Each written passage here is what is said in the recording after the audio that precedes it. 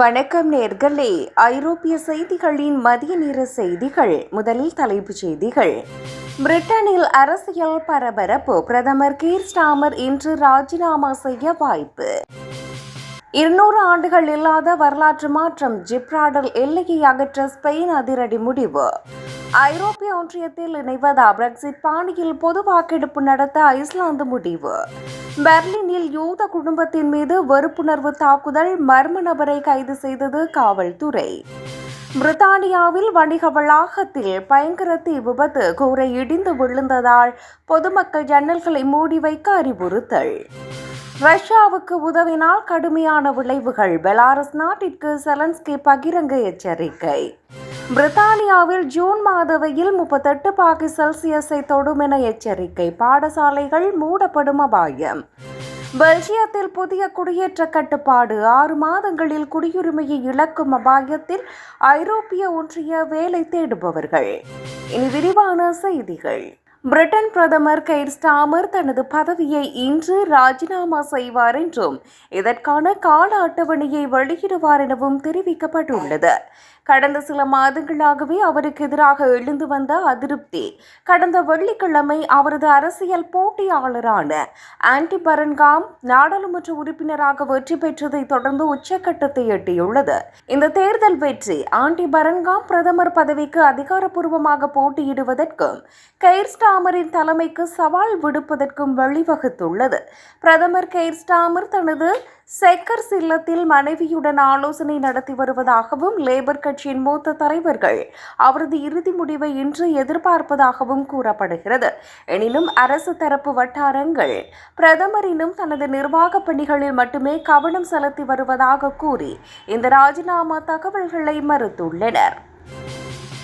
200 ஆண்டுகளில் இல்லாத வரலாற்று மாற்றம். ஜிப்ரால்டர் எல்லையை அகற்ற ஸ்பெயின் அதிரடி முடிவு. பிரிட்டிஷ் ஆதிக்கத்தின் கீழ் உள்ள ஜிப்ரால்டர் மற்றும் ஸ்பெயின் இடையே உள்ள சர்வதேச எல்லை வேலி முற்றிலும் அகற்றப்பட உள்ளது. கடந்த 200 ஆண்டுகளில் இல்லாத வகையில் இரு நாடுகளுக்கும் இடையே மக்கள் தடையின்றி நடமாட புதிய வரலாற்று சிறப்புமிக்க ஒப்பந்தம் கையெழுத்தாகியுள்ளது. இதன் மூலம் தினசரி வேலைக்காக எல்லையை கடக்கும் சுமார் 15,000 தொழிலாளர்கள் இனி கடவுச்சீட்டு சோதனையின்றி எளிதாக பயணிக்கலாம்.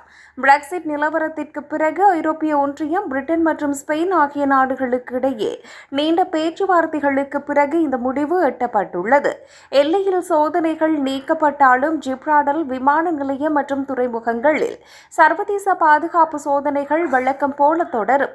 இந்த வரலாற்று முக்கியத்துவம் வாய்ந்த எல்லையற்ற மாற்றம் வரும் ஜூலை 15, 2026 முதல் அதிகாரப்பூர்வமாக நடைமுறைக்கு வரும். ஐரோப்பிய ஒன்றியத்தில் இணைவதா? பிரெக்சிட் பாணியில் பொது வாக்கெடுப்பு நடத்த ஐஸ்லாந்து முடிவு. ஐரோப்பிய ஒன்றியத்தில் இணைவது தொடர்பான பேச்சுவார்த்தைகளை மீண்டும் தொடங்குவது குறித்து ஐஸ்லாந்து அரசு பொது வாக்கெடுப்பு ஒன்றை நடத்தவுள்ளது. ஐரோப்பிய ஒன்றியத்தில் சேருவது மிக மோசமான வணிக யோசனை என அந்நாட்டு வாக்காளர்களுக்கு நிபுணர்கள் மற்றும் அரசியல் தலைவர்கள் எச்சரிக்கை விடுத்துள்ளனர். பிரிட்டன் ஐரோப்பிய ஒன்றியத்திலிருந்து வெளியேறிய பிரெக்சிட் பாணியில் இந்த பொது வாக்கெடுப்பு அமைய உள்ளதாக ஊடகங்கள் தெரிவிக்கின்றன. குறிப்பாக ஐஸ்லாந்தின் முக்கிய வாழ்வாதாரமாக விளங்கும் மீன்பிடி தொழில் மற்றும் இயற்கை வளங்கள் மீதான கட்டுப்பாட்டை இழக்க நேரிடும் என அச்சம் தெரிவிக்கப்பட்டுள்ளது. ஐரோப்பிய ஒன்றியத்தின் கடுமையான விதிகள் நாட்டின் பொருளாதார சுதந்திரத்தை பாதிக்கும் என்று எதிர்க்கட்சிகள் தீவிரமாக வாதிட்டு வருகின்றன. எனினும் நாட்டின் எதிர்கால பொருளாதார வளர்ச்சிக்காக மக்கள் அளிக்கும் தீர்ப்பின் அடிப்படையிலேயே இறுதி முடிவு எடுக்கப்படும் என தெரிவிக்கப்பட்டுள்ளது. பெர்லினில் யூத குடும்பத்தின் மீது வெறுப்புணர்வு தாக்குதல். மர்ம நபரை கைது செய்தது காவல்துறை. ஜெர்மனி தலைநகர் பெர்லினின் சார்லோட்டன்பர்க் பகுதியில் யூத குடும்பம் ஒன்றின் மீது யூத எதிர்ப்பு வெறுப்புணர்வு தாக்குதல் நடத்தப்பட்டுள்ளது. பாதிக்கப்பட்ட குடும்பத்தினரை அச்சுறுத்தும் வகையில் மோசமான வார்த்தைகளால் திட்டி வன்முறையில் ஈடுபட்ட நபரை பெர்லின் காவல்துறை அதிரடியாக கைது செய்துள்ளது. இந்த தாக்குதல் முற்றிலும் இன மற்றும் மத வெறுப்புணர்வின் காரணமாகவே திட்டமிட்டு நடத்தப்பட்டதாக முதற்கட்ட விசாரணையில் தெரிய வந்துள்ளது. ஐரோப்பிய நாடுகளில் சமீப காலமாக யூத மக்களுக்கு எதிராக அதிகரித்து வரும் இத்தகைய வெறுப்புணர்வு தாக்குதல்கள் பெரும் கவலையை ஏற்படுத்தியுள்ளன. இந்த சம்பவத்தை கண்டித்துள்ள பெர்லின் நகர அதிகாரிகள் நகரில் இன நல்லிணக்கத்தை குலைப்பவர்கள் மீது கடுமையான சட்ட நடவடிக்கை எடுக்கப்படும் என எச்சரித்துள்ளனர். கைது செய்யப்பட்டுள்ள நபரிடம் தாக்குதலுக்கான பின்னணி மற்றும் அவருக்கு ஏதேனும் தீவிரவாத அமைப்புகளுடன் தொடர்புள்ளதா என்பது தொடர்பில் தீவிர விசாரணைகளை நடத்தி வருகின்றனர். பிரித்தானியாவில் வணிக வளாகத்தில் பயங்கர தீ விபத்து. கூரை இடிந்து விழுந்ததால் பொதுமக்கள் ஜன்னல்களை மூடி வைக்க அறிவுறுத்தல். பிரித்தானியாவின் லெஸ்டர்ஷயர் மாபெரும் வணிக வளாகம் ஒன்றில் திடீரென ஏற்பட்ட பயங்கர தீ விபத்து காரணமாக அந்த பகுதி முழுவதும் அடர்ந்த கரும்புகை சூழ்ந்து காணப்படுகிறது. தீயின் வீரியம் தாங்காமல் வணிக வளாகத்தின் கூரை பகுதி முற்றிலுமாக இடிந்து விழுந்து பெரும் சேதத்தை ஏற்படுத்தியுள்ளது. சம்பவ இடத்திற்கு விரைந்த ஏராளமான தீயணைப்பு வாகனங்கள் மற்றும் வீரர்கள் தீயை கட்டுக்குள் கொண்டு வர தீவிரமாக போராடி வருகின்றனர். நச்சு புகை காற்றில் வேகமாக பரவுவதால் அப்பகுதி மக்கள் தங்களின் வீட்டு ஜன்னல் மற்றும் கதவுகளை பத்திரமாக மூடி வைக்குமாறு அதிகாரிகள் எச்சரித்துள்ளனர். விபத்து நடந்த நேரத்தில் வணிக வளாகத்திற்குள் இருந்த பொதுமக்களை பாதுகாப்பாக வெளியேற்றும் பணிகள் போர்க்கால அடிப்படையில் நடைபெற்று வருகின்றன. இந்த தீ விபத்துக்கான துல்லியமான காரணம் மற்றும் உயிர் சேத விவரங்கள் குறித்து புலனாய்வுத்துறையினர் தீவிர விசாரணைகளை மேற்கொண்டு வருகின்றனர். ரஷ்யாவிற்கு உதவினால் கடுமையான விளைவுகள். பெலாரஸ் நாட்டிற்கு செலன்ஸ்கி பகிரங்க எச்சரிக்கை.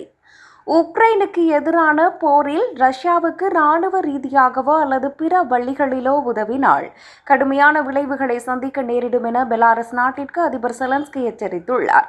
பெலாரஸ் தனது எல்லையில் துருப்புகளையும் கனரக ஆயுதங்களையும் குவித்து வருவது பிராந்திய பாதுகாப்பிற்கு பெரும் அச்சுறுத்தலாக மாறியுள்ளது. ரஷ்யாவின் ஆக்கிரமிப்பு நடவடிக்கைகளுக்கு பெலாரஸ் தொடர்ந்து புகலிடமாகவும் தளம் அமைத்து கொடுக்கும் நாடாகவும் செயல்பட்டு வருவதாக உக்ரைன் குற்றம் சாட்டியுள்ளது. தங்கள் நாட்டின் எல்லையை பாதுகாக்கவும் எந்தவொரு ஊடுருவலையும் முறியடிக்கவும் உக்ரைன் ராணுவம் முழு தயார் நிலையில் உள்ளதாக தெரிவிக்கப்பட்டுள்ளது. பெலாரஸ் நாட்டின் இத்தகைய நடவடிக்கைகள் உக்ரைன் மற்றும் அதன் நட்பு நாடுகளுக்கு இடையே உள்ள பதற்றத்தை மேலும் அதிகரித்துள்ளன. சர்வதேச சட்டங்களை மீறி ரஷ்யாவுக்கு ஆதரவாக செயல்படும் நாடுகள் மீது கடுமையான பொருளாதார தடைகள் விதிக்கப்படும் என ஐரோப்பிய நாடுகள் எச்சரித்துள்ளன. பிரித்தானியாவின் ஜூன் மாத வெயில் 38°C தொடும் என எச்சரிக்கை. பாடசாலைகள் மூடப்படும் அபாயம். பிரித்தானியாவில் ஜூன் மாத கோடைக்காலம் தீவிரமடைந்து வரும் நிலையில் நாட்டின் சில பகுதிகளில் வெப்பநிலை 38°C வரை உயரக்கூடும் என வானிலை ஆய்வு மையம் எச்சரித்துள்ளது. இந்த அதீத வெப்ப அலை காரணமாக பாடசாலைகள் மூடப்படுமா அல்லது மாணவர்களின் பாதுகாப்பு குறித்து என்ன நடவடிக்கைகள் எடுக்கப்படும் என்ற கேள்வி எழுந்துள்ளது. பிரித்தானியாவின் சட்டப்படி பாடசாலைகளை மூடுவதற்கு என்று குறிப்பிட்ட அதிகபட்ச வெப்பநிலை வரம்பு எதுவும் அதிகாரப்பூர்வமாக நிர்ணயிக்கப்படவில்லை. எனினும் வகுப்பறைகளில் வெப்பம் தாங்க முடியாத அளவுக்கு அதிகரித்தால் மாணவர்களின் ஆரோக்கியத்தை கருத்தில் கொண்டு உள்ளூர் பாடசாலை நிர்வாகங்களே விடுமுறை குறித்து இறுதி முடிவெடுக்கலாம். கடுமையான வெப்பத்திலிருந்து குழந்தைகளை பாதுகாக்க தளர்வான ஆடைகளை அணிய அனுமதிப்பது, விளையாட்டு நேரங்களை குறைப்பது மற்றும் அதிக அளவில் தண்ணீர் குடிப்பதை உறுதி செய்ய பள்ளிகளுக்கு அறிவுறுத்தப்பட்டுள்ளது. பெல்ஜியத்தில் புதிய குடியேற்ற கட்டுப்பாடு. 6 மாதங்களில் குடியுரிமையை இழக்கும் அபாயத்தில் ஐரோப்பிய ஒன்றிய வேலை தேடுபவர்கள். ஐரோப்பிய ஒன்றியத்தை சேர்ந்த வேலை தேடுபவர்கள் பெல்ஜியத்தில் தங்குவதற்கான விதிமுறைகளை கடுமையாக்க அந்நாட்டு அரசு புதிய திட்டத்தை கொண்டு வந்துள்ளது. புதிய விதிமுறைகளின்படி அங்கு தங்கியிருக்கும் வெளிநாட்டு வேலை தேடுபவர்கள் தங்கள் தீவிரமாக வேலை தேடி வருவதற்கான வலுவான ஆதாரங்களை அதிகாரிகளிடம் சமர்ப்பிக்க வேண்டும். தகுந்த ஆதாரங்களை சமர்ப்பிக்க தவறினால் பெல்ஜியத்திற்கு வந்து 6 மாதங்களுக்கு பிறகு அவர்கள் தங்களின் தங்கும் உரிமத்தை இழக்க நேரிடும் என எச்சரிக்கப்பட்டுள்ளது. நாட்டின் சமூக பாதுகாப்பு நிதி முறைகேடுகளை தடுக்கவும் உள்நாட்டு பொருளாதார நலன்களை பாதுகாக்கவும் இத்தகைய அதிரடி நடவடிக்கை எடுக்கப்பட உள்ளது. இந்த புதிய கட்டுப்பாடு முன்மொழிவு பெல்ஜியத்தில் தங்கி வேலை தேடி வரும் பிற ஐரோப்பிய ஒன்றிய நாடுகளை சேர்ந்த குடிமக்கள் மத்தியில் பெரும் பரபரப்பை ஏற்படுத்தியுள்ளது. குடியேற்ற கொள்கைகளை மேற்கொள்வது மற்றும் போலி வேலை தேடுபவர்களை கண்டறிவதே இதன் முக்கிய நோக்கம் என பெல்ஜிய அரசு வட்டாரங்கள் தெரிவித்துள்ளன.